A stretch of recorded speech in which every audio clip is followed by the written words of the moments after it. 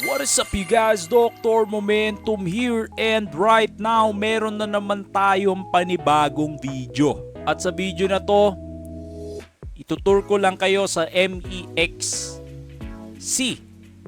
At syempre magkakaroon tayo ng market review. So tour natin tong platform na to and discuss natin kung ano-ano ba yung mga special dito sa platform na to. Pero kung may platform ka na, skip mo na tong video na to and mag-skip ka na lang siguro sa market review na natin. Okay? So, syempre may make sure pa rin natin na meron kayong matututunan sa bawat video na ginagawa natin. Okay? So, bago ang lahat, gusto ko lang i-highlight to, 8,000 USDT bonus awaits. So, paano ba makakuha ng kahit katiting lang ng 8,000 USDT? So, meron dito mga voucher. So, ito, sobrang easy money nito. Sign up to claim rewards. So, pag nag-sign up ka sa new account, makiklaim mo na kaagad tong 20 USDT voucher. Okay? So, yun lang. Pag nag-sign up ka, punta ka sa MEXC, then sign up, claim mo na yung 20 USDT voucher. Ito naman, app download. Pag nag-download ka ng app, and nilagin mo yung account mo na sinign up mo, meron ka na kaagad 5 USDT. So, all in all, 25 USDT up for grabs. So, hindi ko na i-discuss itong mga to kasi feeling ko medyo mahirap yan. So, ito lang, 20 tsaka 5. Kahit na wag na yung iba.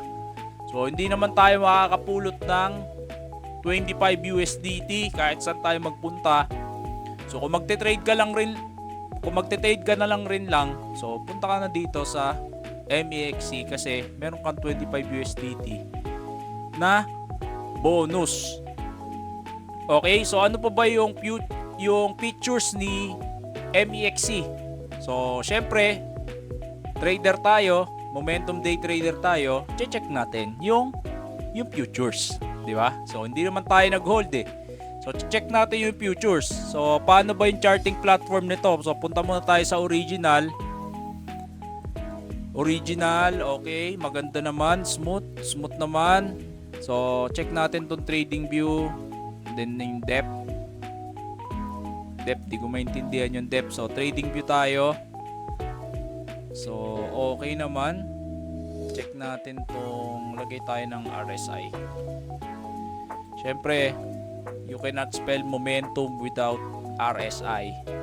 RSI natin maganda naman, and then MAs natin nandito na, although hindi pa naka-set up.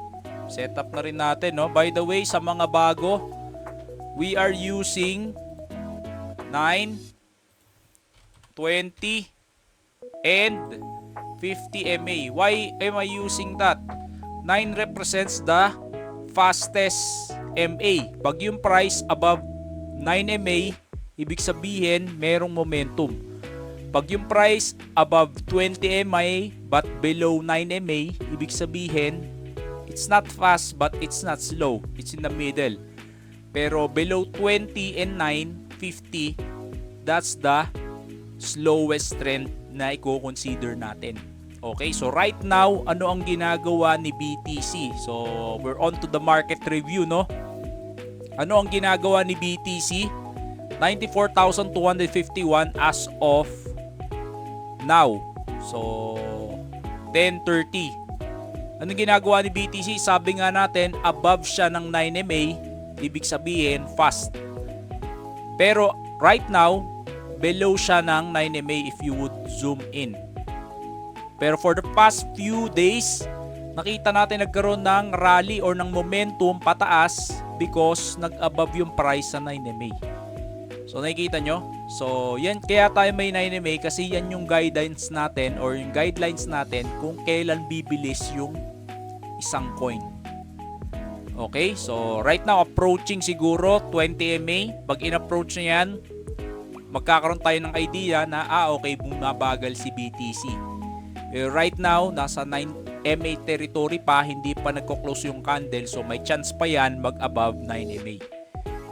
Okay, so tingin tayo ng mga ibang coins dito. Actually, nagulat ako dito kasi merong 500x leverage. Grabe, oh. Choosing high leverage such as over 200x increase the risk of liquidation. So, please ensure proper risk management. So, personally, hindi naman tayo gagamit ng 499x leverage, no? Kasi risk manager tayo. So, hindi ko alam kung mayroong mga nagtitrade ng ganyan, pero grabe yung leverage limit dito. Okay, ano yung advantage nito pagka ganito yung leverage limit? Syempre, hindi ka mabibitin sa leverage.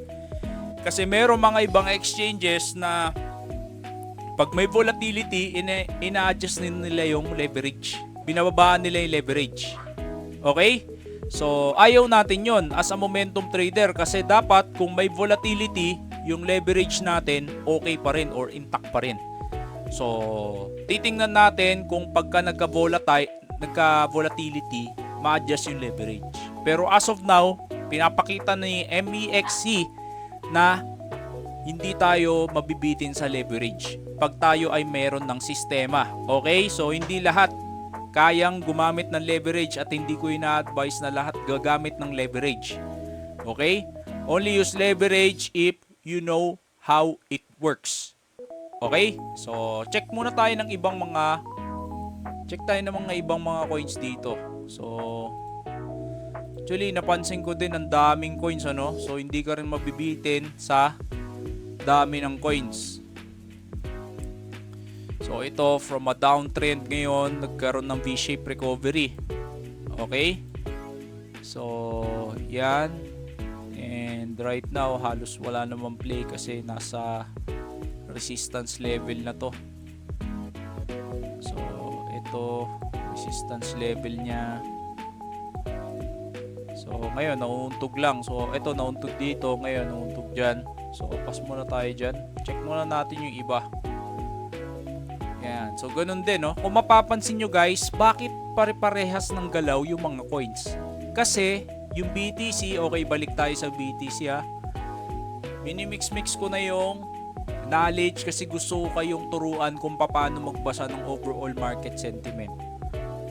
So, bakit pare-parehas, Doc, yung galaw ng coin? Kasi si BTC, galing siya ng downtrend channel. Diba? Galing ng downtrend channel si BTC. So, yung mga coins, malamang nag-downtrend din kasi usually yung mga alts na yan o mga basura na yan, sumusunod lang yan sa BTC. So, pag hindi sumunod sa BTC, ibig lang sabihin nun, outlier siya. Tulad nung Solaire, di ba? Pataas ng pataas. Ngayon, bagsak sobra, di ba? Kasi habang buwabagsak si BTC, yung Solaire, pataas ng pataas. So ngayon pala nagre-recover si BTC. As you can see, nag-recover dito. Kaya ngayon palang nagre-recover din yung ibang mga coins. So ito, check natin to si Syrup. Okay, maganda to. Pero nasa resistance area na rin, ano? So personally, I would wait sa all-time high level. I would expect this is a strong resistance. Why? Because there is exchange of buyers and sellers in this area. Merong pag-consolidate dyan, ano? So makapal yan. I expect na hindi nyo mababasag yan basta-basta. Pero right now, mukhang maganda naman, no? Mukhang i-reach niya tong area na to. So, ano yan? Ano yung ginagawa niya? So, that's an ABC pattern. ABC. So, sa mga alam ng Elliott wave, yan, that's an ABC pattern, or you can say volatility contraction pattern, VCP. Okay, so paano ba yung volatility contraction pattern? Una, ang laki ng volatility, and then nagko-contract siya, and then dito sobrang nipis ng volatility, and then boom, breakout. So kung nakabili ka dyan sa breakout, actually binakat ko na yan kanina bago ko to i-video. Nandito pa lang nung binakat natin ngayon, nag-breakout na. Pero hindi naman tayo magte-trade ngayon since wala pa tayong capital dito sa MEXC. Pero sobrang nagustuhan ko siya. Bakit? This is a playground for momentum traders. Kasi hindi ka mabibitin sa coins. Malamang yung ibang coins dito wala sa ibang exchanges, pero nandito kasi una sila sa mga nagle-list ng mga coins. So, kung meron kang sistema kung paano mag-trade, gusto mo to. Alright? So, dito rin si KMNO USDT. Nag-pump to kanina. Sobrang lakas ng pump. So, dito. Tricky din siya kung paano i-trade, ano? Kasi biglang nag-dip. And then, lumakas bigla. So, ayun. Sana meron kayo natutunan sa mga pahapyaw na lessons natin about trading. And kung wala ka pang exchange, consider this MEXC. And kung gusto mo naman ako suportahan, register on my link. Okay? Pag nag-register ka sa link ko, meron akong konting commissions. And pwede ko yung pangkape habang nagpe-prepare ng lessons na tinuturo ko sa inyo. Pero kung hindi kayo mag-register, ayos lang naman, walang problema. Magpo-provide pa rin tayo ng value para sa inyo.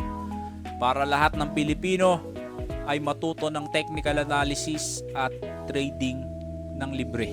All you have to do is commit your time sa ating page na Dr. Momentum. So yun lang, maraming salamat. Sana meron kayo natutunan. God bless, ingat kayo palagi. Dr. Momentum